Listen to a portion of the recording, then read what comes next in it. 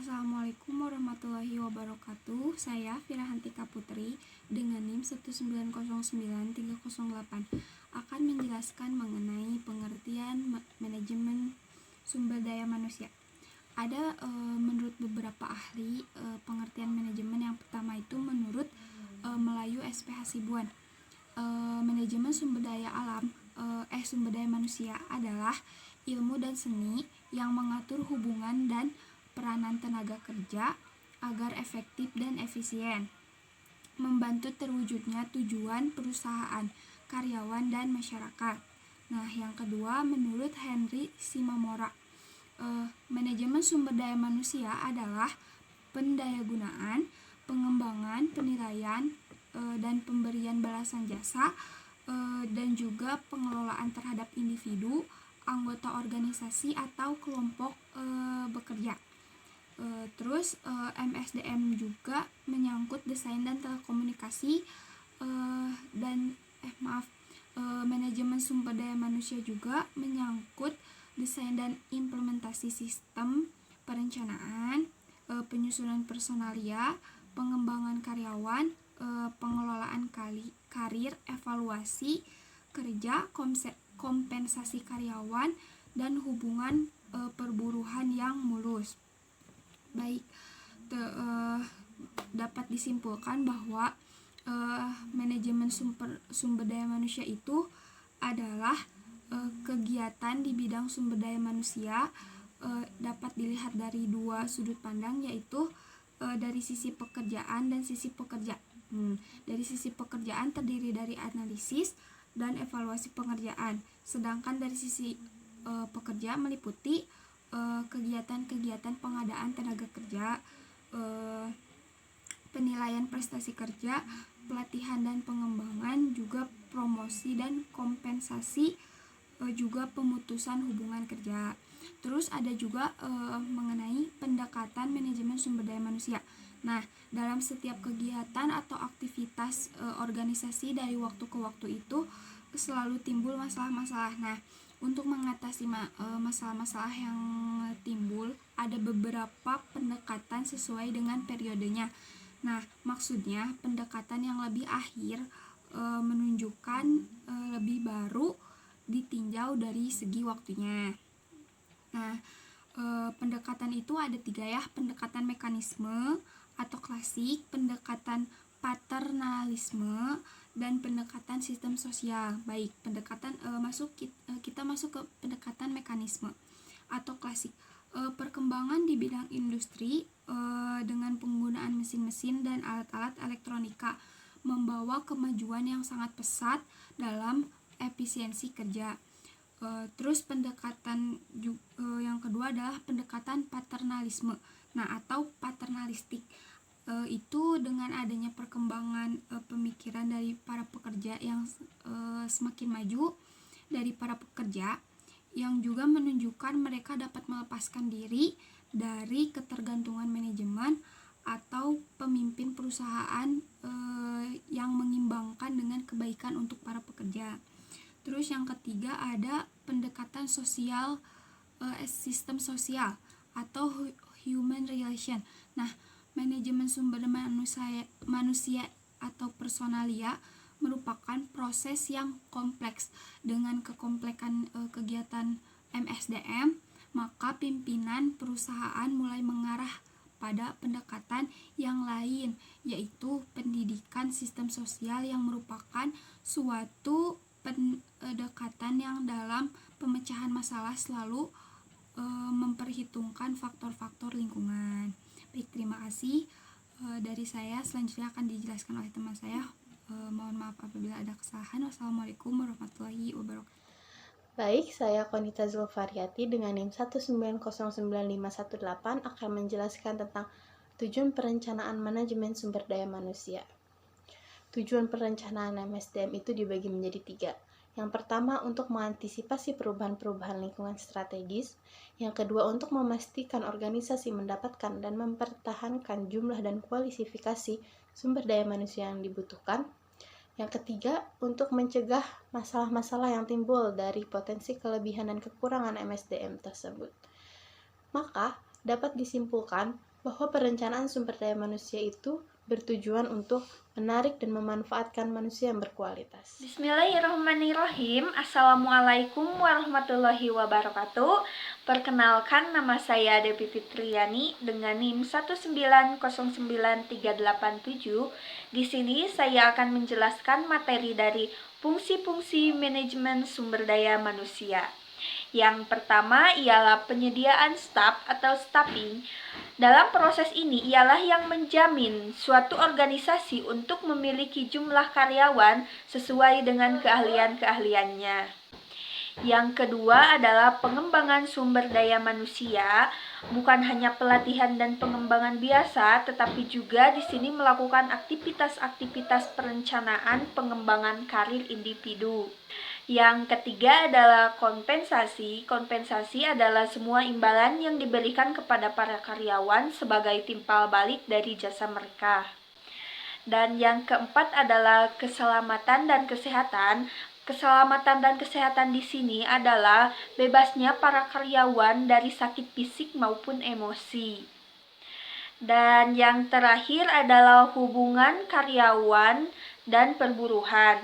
Hubungan karyawan dan perburuhan di sini ialah secara internal, baik serikat pekerja maupun non-serikat pekerja. Bismillahirrahmanirrahim. Assalamualaikum warahmatullahi wabarakatuh. Perkenalkan, nama saya Devi Fitriani. Di sini saya akan menjelaskan materi yang selanjutnya ialah fungsi operasional manajemen sumber daya manusia. Apa saja sih yang termasuk ke dalam fungsi operasional manajemen sumber daya manusia? Ialah yang pertama, perencanaan tenaga kerja, yang kedua pengembangan tenaga kerja, yang ketiga prestasi kerja, yang keempat pemberian kompensasi, yang kelima pemeliharaan tenaga kerja, dan yang terakhir ialah pemberhentian tenaga kerja. Assalamualaikum warahmatullahi wabarakatuh. Perkenalkan, nama saya Salsabila Rahma Firdayati dengan NIM 1909609. Saya di sini akan menyampaikan materi mengenai proses tahapan manajemen sumber daya manusia. Proses tahapan manajemen sumber daya manusia itu terbagi menjadi 3. Yang pertama yaitu pengadaan, yang kedua yaitu ada pemeliharaan, yang ketiga yaitu ada pengembangan. Baik, di sini saya akan menjelaskan satu persatu. Yang pertama yaitu pengadaan. Pengadaan manajemen sumber daya manusia merupakan suatu proses kegiatan mengisi formasi yang lowong, mulai dari perencanaan, pengumuman, pelamaran, penyaringan, bahkan sampai dengan pengangkatan dan penempatan. Yang kedua yaitu pemeliharaan. Pemeliharaan manajemen sumber daya manusia memiliki tujuan utama, yaitu setiap orang yang ada di organisasi tersebut dapat betah dan bertahan serta dapat berperan secara optimal. Yaitu pengembangan. Pengembangan dapat dilaksanakan melalui pendidikan dan pelatihan yang dilakukan secara berkesinambungan. Sekian materi proses tahapan manajemen sumber daya manusia, dan selanjutnya akan dilanjutkan oleh teman Di saya. sini saya akan menjelaskan materi yang selanjutnya ialah pengembangan sumber daya manusia. Yang pertama itu pelatihan dan pendidikan.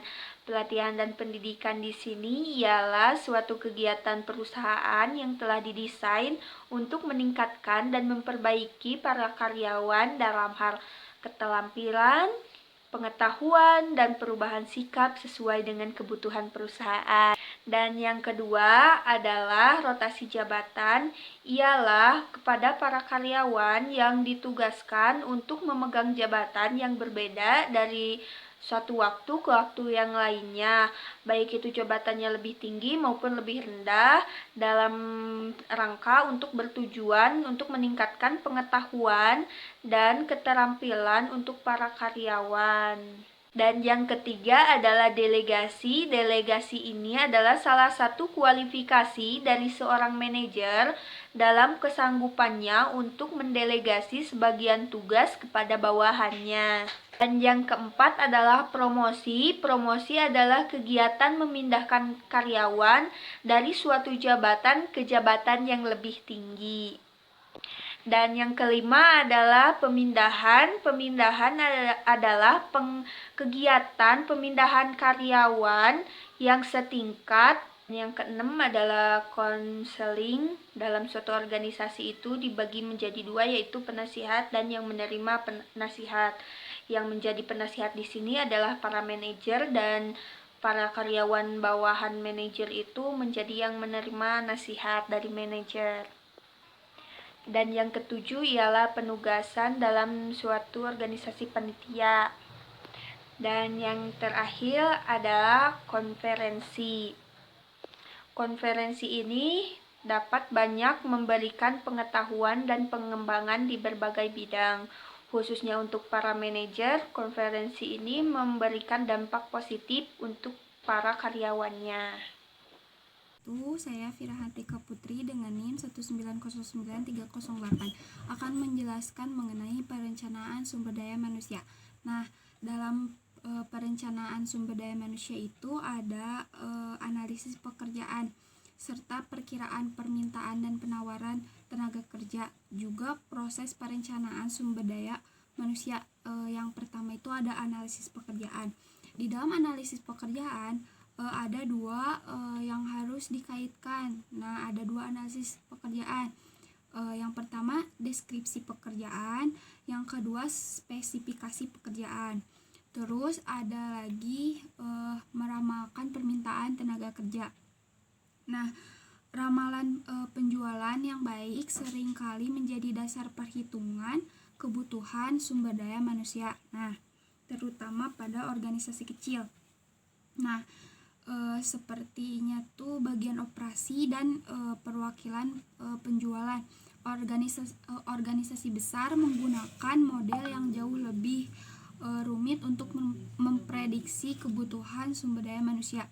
Juga ada peramalan penawaran tenaga kerja. Nah, yang pertama ada penawaran internal dan yang kedua ada penawaran eksternal. Nah, penawaran internal itu ada jumlah dan jenis karyawan yang akan berada di satu perusahaan tersebut. Nah, yang kedua dari penawaran eksternal itu ada jumlah dan jenis orang yang akan tersedia bagi proses rekrutmen dari semua pasar tenaga kerja. Yang ketiga ada menyesuaikan penawaran dan permintaan sumber daya manusia.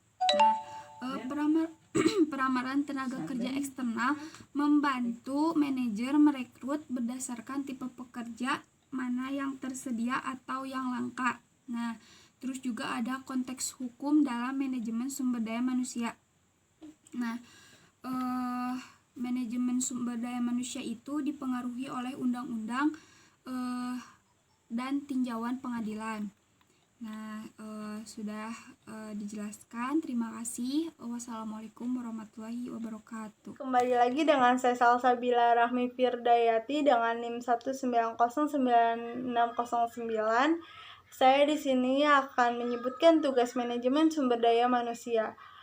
Tugas manajemen sumber daya manusia yang pertama yaitu perencanaan manajemen sumber daya manusia. Yang kedua yaitu memberikan balas jasa dan kesejahteraan. Yang ketiga yaitu sumbangan pekerja dan serikatnya. Yang keempat yaitu mengembangkan manajemen sumber daya manusia. Yang kelima yaitu keamanan dan kesehatan. Yang keenam yaitu pemeliharaan sumber daya manusia. Sekian, itu saja tugas manajemen sumber daya manusia. Lagi dengan saya Salsabila Rahmi Firdayati dengan NIM 1909609. Di sini saya akan melanjutkan materi sebelumnya. Saya di sini akan membahas mengenai proses yang menjalankan tugas-tugas manajemen sumber daya manusia. Yang pertama yaitu manajemen sumber daya manusia. Manajemen sumber daya manusia adalah individu yang biasanya bertindak memberikan nasihat dan bekerja dengan manajemen lainnya untuk menangani masalah-masalah sumber daya manusia. Yang kedua yaitu alih daya sumber daya manusia. Alih daya sumber daya manusia adalah proses pemasok jasa eksternal yang dilakukan untuk melakukan pekerjaan yang sebelumnya dilakukan oleh pekerja internal. Yang ketiga yaitu pusat layanan sumber daya manusia. Pusat layanan sumber daya manusia yaitu aktivitas-aktivitas rutin yang berbasis transaksi yang dilakukan di seluruh penjuru organisasi dan disatukan di satu tempat. Pemberi kerja profesional adalah majikan sah dari para karyawan yang berhak memberhentikan, mempekerjakan, mendisiplinkan, dan menugaskan kembali para karyawannya. Yang kelima yaitu manajer lini. Manajer lini adalah para individu yang secara langsung terlibat dalam tujuan utama organisasi. Sekian dari saya. Selanjutnya akan dilanjutkan oleh teman saya. Terima kasih. Baik, saya Konita Zulfariati dengan NIM 1909518 akan menjelaskan tentang lingkungan manajemen sumber daya manusia. Perusahaan seringkali tidak memiliki kendali atas lingkungan eksternal yang mempengaruhi pengelolaan sumber daya manusianya. Faktor-faktor eksternal tersebut meliputi 10 cabang. Yang pertama, pasar tenaga kerja. Para karyawan potensial yang berada dalam era geografis perekrutan tercangkup dalam pasar tenaga kerja. Kapabilitas para karyawan perusahaan pada lingkup yang lebih luas menentukan seberapa baik suatu organisasi tersebut menjalankan misinya. Selanjutnya ada pertimbangan-pertimbangan legal. Pertimbangan-pertimbangan legal secara mendasar mempengaruhi seluruh spektrum kebijakan-kebijakan sumber daya manusia. Selanjutnya ada masyarakat. Masyarakat juga bisa memberikan tekanan pada MSDM, karena masyarakat tidak selamanya menerima tindakan-tindakan dari perilaku bisnis tanpa pertanyaan atau pernyataan. Selanjutnya ada serikat pekerja. Suatu serikat pekerja terdiri dari para karyawan yang tergabung dengan tujuan bernegosiasi dengan majikan mereka. Selanjutnya ada pemegang saham. Para pemegang saham memberi pengaruh yang semakin meningkat dan manajemen bisa dipaksa untuk memberi alasan yang tepat atas suatu program tertentu dalam hal bagaimanapun program itu mempengaruhi proyek masa depan, biaya, pendapatan, keuntungan, bahkan manfaat-manfaatnya. Selanjutnya ada persaingan. Perusahaan-perusahaan dapat menghadapi persaingan yang intensif, baik dalam produk ataupun jasa, maupun dalam pasar tenaga kerja. Suatu perang penawaran seringkali terjadi ketika para pesaing berusaha mengisi posisi-posisi penting tertentu dalam perusahaan mereka. Selanjutnya ada pelanggan. Orang-orang yang secara aktual menggunakan barang-barang dan jasa-jasa perusahaan juga merupakan bagian dari lingkungan eksternal. Karenanya, penjualan penting bagi kelangsungan perusahaan. Selanjutnya ada teknologi. Perkembangan teknologi MSDM telah menciptakan peran-peran baru bagi para profesional SDM, namun juga memberikan tekanan-tekanan tambahan pada mereka untuk selalu mengikuti teknologi. Selanjutnya ada ekonomi. Perekonomian suatu negara secara keseluruhan dan dalam berbagai segmennya adalah faktor lingkungan utama yang dapat mempengaruhi MSDM. Dan yang terakhir, ada peristiwa tak terduga. Peristiwa tidak terduga adalah kejadian dalam lingkungan eksternal yang tidak dapat diramalkan. Hantika Putri dengan NIM 1909308 akan menjelaskan mengenai pemanfaatan sumber daya manusia. Nah, pemanfaatan sumber daya manusia adalah proses kegiatan pemimpin yang bermaksud memperkerjakan pegawai yang memberikan prestasi cukup dan tidak memperkerjakan pegawai yang kurang bermanfaat. Nah, pegawai yang menunjukkan kemungkinan memberi manfaat diusahakan agar kemungkinan itu menjadi kenyataan dengan jalan memotivasi pegawai. Nah, untuk pegawai yang tidak memberi manfaat diberhentikan atau dipensiunkan. Dengan demikian, lingkup dan pemanfaatan sumber daya manusia itu terdiri dari 1. Pemberhentian, 2. Pemensiunan. Nah, yang ketiga memotivasi. Juga ada urgensi manajemen sumber daya manusia dalam berwirausaha. Nah, sumber daya manusia adalah faktor yang sentral dalam berwirausaha. Nah, apapun bentuk serta tujuannya, usaha dapat dibuat berdasarkan berbagai visi untuk kepentingan manusia dan dalam melaksanakan misinya. Nah, misinya itu dikelola dan diurus juga oleh manusia itu sendiri. Nah, yang pertama itu ya dari urgensi manajemen sumber daya manusia dalam berwirausaha, yaitu manajemen sumber daya manusia berarti mengatur, mengurus sumber daya manusia berdasarkan visi agar tujuan perusahaan atau usahanya dapat dicapai secara optimum. Nah, yang kedua ada fungsi dari manajemen sumber daya manusia, yaitu hal ihwal staffing dan personalia dalam usaha dalam perusahaan. Nah, yang mencakup analisis tugas dan jabatan agar rekrutmen dan seleksi calon tenaga kerja, orientasi pelatihannya dan pemberian imbalannya, juga pengembangan sumber daya manusianya itu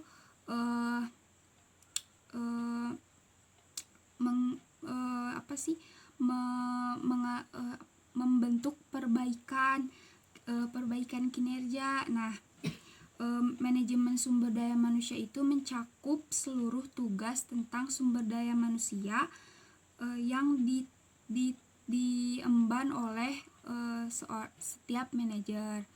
Baik, terima kasih. Mohon maaf apabila ada kesalahan dari kelompok kami.